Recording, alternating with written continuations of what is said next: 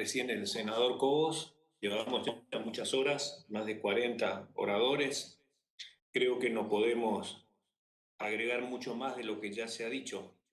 Simplemente quiero expresar el porqué de mi pensamiento y el sentido de mi voto. Eh, Acá se han utilizado palabras como hipocresía, palabras ciertamente muy duras en algunos casos.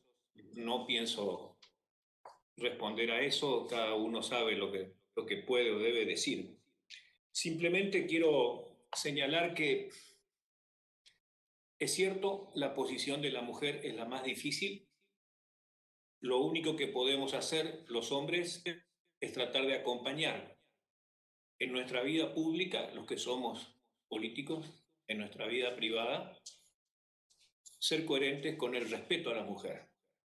Y me precio de decir que he acompañado todas aquellas iniciativas políticas que tuvieron que ver con la presencia de la mujer en la función pública, en las candidaturas y en el proceso de toma de decisiones, que por ahí es tan o más importante que una candidatura.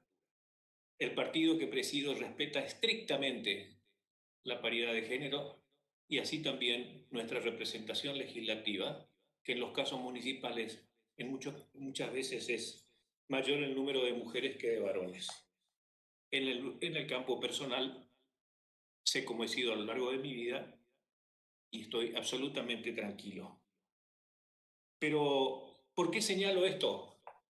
Porque acá se han mencionado antecedentes que es cierto, fueron muy valiosas.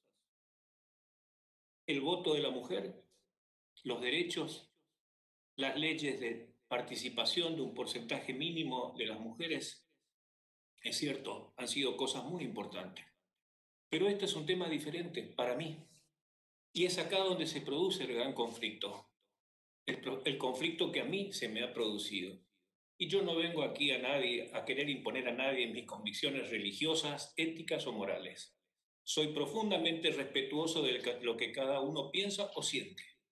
Y en ese sentido, pido también que se respete lo que yo siento.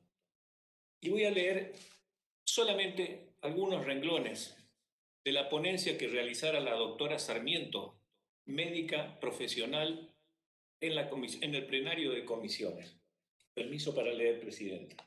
Desde la concepción, pasando por el nacimiento y hasta la muerte natural, es un mismo individuo el que se desarrolla.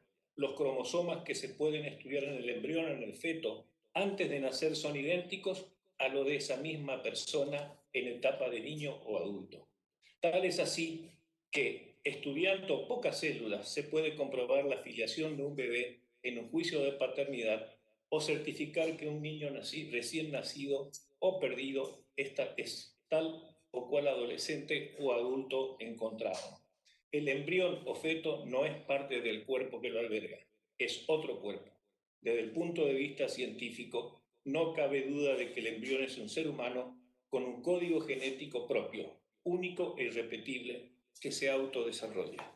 Esa es la cuestión básica de mi posición, señora presidenta. El día que científicamente alguien demuestra que existe un plazo para decir que ese ser en gestación empieza a ser persona y hay dificultades y alguna gente con mucha experiencia ha tenido que recurrir a palabras poco felices intentando describir qué es ese ser en las primeras semanas de gestación, y no voy a ir con el golpe bajo de decir ya qué forma tiene el ser en gestación a la semana 14. Simplemente digo que esto responde a convicciones muy profundas y es lo que a mí me motiva para votar de esta manera. Con respecto al contenido de la media sanción, yo voy a señalar solamente dos cuestiones.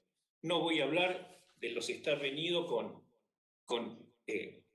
el contenido de nuestra Constitución Nacional, de los pactos internacionales a los que estamos suscritos, porque ya se ha hablado suficientemente. Y de última, si se plantean, si esto se judicializa en algún momento, será la justicia la que tenga que tomar la decisión. Yo simplemente voy a mencionar dos cuestiones. Realmente no estoy de acuerdo de ninguna manera en cómo se trata en este proyecto la relación con los profesionales de la salud. Es enorme la responsabilidad que se le asigna a los profesionales de la salud. Y en algunos casos, esto se complica todavía mucho más cuando se pretende introducir un posible artículo 85 bis del Código Penal, donde se pena con prisión a aquellos profesionales que de alguna manera intentan dilatar la realización de la interrupción del embarazo. Entonces yo me pregunto, porque siempre voy a casos reales, en una provincia como la que yo provengo, hay muchas localidades donde existe un solo efector. La estructura pública en mi provincia es mayoritaria y es muy minoritaria la estructura privada. ¿Qué pasa cuando en ese único lugar el profesional o los profesionales que existen hacen objeción de conciencia? Ese tema va a implicar una enorme complicación para derivar a esa paciente a otra institución de salud y lograr que en esa otra institución, que posiblemente la más cercana, tenga el mismo inconveniente. Esto puede ser tomado como una dilación y por lo tanto ese profesional ser procesado y eventualmente condenado. No digamos ya, para no entrar en susceptibilidades, de qué es lo que pasa cuando, cómo se puede interpretar algún accionar del profesional en la utilización de determinados medios técnicos para detectar el estado de avance del embarazo, como ecografías o cosas por el estilo. No entremos en eso porque sería prestarse para que alguien eh, pueda pensar que uno intenta, decía, introducir golpes bajos. Simplemente digo que le estamos trasladando una carga enorme a los profesionales de la salud en un año donde como nunca debemos rendirle homenaje por todo el sacrificio que están llevando a cabo, porque son los primeros que están sufriendo las consecuencias de esta tremenda pandemia que nos afecta a todo el mundo y a la Argentina de manera muy fuerte. Y creo sinceramente que el artículo, perdón, el artículo 19 que habla de capacitación, sinceramente me parece una falta de respeto.